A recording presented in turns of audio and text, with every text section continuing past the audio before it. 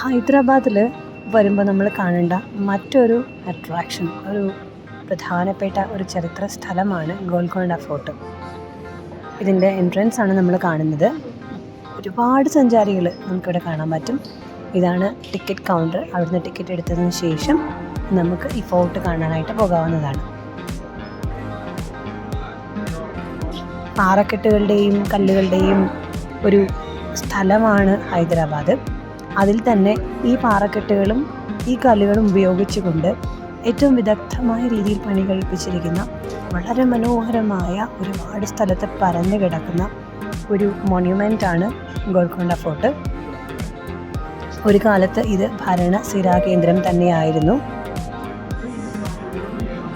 നമ്മൾ ചെല്ലുന്ന സമയത്ത് ഒരുപാട് ഗുഹകൾ പോലെയുള്ള സ്ഥലങ്ങൾ നമുക്ക് കാണാനായിട്ട് സാധിക്കും. പല പല തട്ടുകളിലായിട്ട് പണി കഴിപ്പിച്ചിട്ടുള്ള കോട്ടയുടെ ഭാഗങ്ങൾ നമുക്ക് കാണാനായിട്ട് സാധിക്കും. ഭയങ്കര ചൂടാണ്.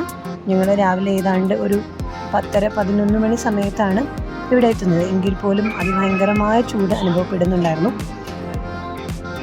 സൂര്യൻ്റെ ചൂടും അതുപോലെ തന്നെ ഈ പാറക്കെട്ടുകളും കല്ലുകളും ചൂട് പിടിച്ച് അനുഭവപ്പെടുന്ന ചൂടും കൂടി ആയപ്പോൾ ചൂട് അസഹനീയമായി തോന്നിയെങ്കിലും ഈ കോട്ടയുടെ സൗന്ദര്യം ഏറ്റവും കൂടുതൽ ആസ്വദിക്കാനായിട്ട് നമ്മൾ ഒരുപാട് സഞ്ചാരികളോടൊപ്പം സഞ്ചരിക്കുമ്പോൾ ഈ ചൂടൊന്നും ഒന്നുമല്ല എന്നുള്ള തോന്നലിലേക്ക് നമ്മൾ വരും.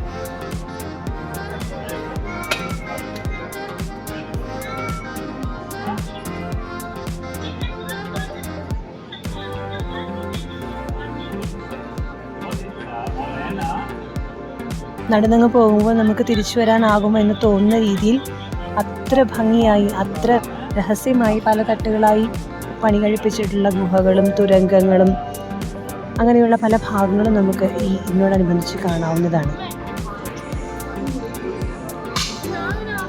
ഒരു പ്രധാനപ്പെട്ട ഒരു പ്രത്യേകത എന്ന് പറയുന്നത് ഈ ഫോർട്ടിൽ കാര്യമായിട്ടുള്ള ചിത്രപ്പണികളോ അല്ലെങ്കിൽ മിനുക്ക് പണികളോ അല്ലെങ്കിൽ നവീകരണം പ്രവർത്തനങ്ങളോ ഒന്നും തന്നെ നടത്തിയിട്ടില്ല അല്ലെങ്കിൽ നടത്തുന്നില്ല എന്നുള്ളതാണ്. ഇത് ഒരു ചരിത്ര സ്മാരകമായി അന്ന് എങ്ങനെയായിരുന്നു അതുപോലെ തന്നെ ഭംഗിയായി സൂക്ഷിച്ചിരിക്കുന്നു. കാലപ്പഴക്കം കൊണ്ട് നമുക്ക് ഒരു മോണ്യുമെൻ്റ് കാണുമ്പോൾ ഉണ്ടാകുന്നൊരു ബുദ്ധിമുട്ട് തോന്നുമെങ്കിലും ആ കാലപ്പഴക്കത്തിൽ ഉറങ്ങിക്കിടക്കുന്ന ചരിത്രമുണ്ട് എന്നായിരുന്നു സത്യം. ഞങ്ങളുടെ കൂടെ ഒരു ഗൈഡ് ഉണ്ടായിരുന്നു. ഗൈഡ് ഈ ഫോർട്ടിൻ്റെ പല പല ഭാഗങ്ങളും ഞങ്ങളെ കൊണ്ടുവന്ന് കാണിക്കുകയും അതിൽ രാജാവും രാജ്ഞിയും സാധാരണ ജനങ്ങളുടെ മുൻപിൽ പ്രത്യക്ഷപ്പെട്ടിരുന്ന സ്ഥലങ്ങൾ മുതൽ അവിടെ നൃത്തം നടന്നിരുന്ന സ്ഥലം, അതുപോലെ തന്നെ ദർബാർ കൂടിയിരുന്ന സ്ഥലം, പ്രധാനപ്പെട്ട യോഗങ്ങൾ നടന്നിരുന്ന സ്ഥലം, യുദ്ധത്തിന് എങ്ങനെയാണ് പീരങ്കികളും വെടിക്കോപ്പുകളും ഉപയോഗിച്ചിരുന്നത്, അതുപോലെ തന്നെ ശത്രുരാജാക്കന്മാർ അല്ലെങ്കിൽ ശത്രുരാജ്യം ആക്രമിക്കാൻ ഹൈദരാബാദിൻ്റെ ഒരു പ്രധാന അട്രാക്ഷൻ തന്നെയാണ് ഗോൽക്കൊണ്ട ഫോർട്ട് ഇന്നും എന്നത് സംശയമില്ല. തീർച്ചയായും നമ്മൾ കാണുകയും അറിയുകയും ചെയ്യേണ്ട ഒരുപാട് കാര്യങ്ങൾ, പ്രത്യേകിച്ച് വിദ്യാർത്ഥികൾക്ക് ആവശ്യമായ ഒത്തിരി കാര്യങ്ങൾ ഇവിടെ ഉണ്ടെന്ന് തർക്കമില്ല.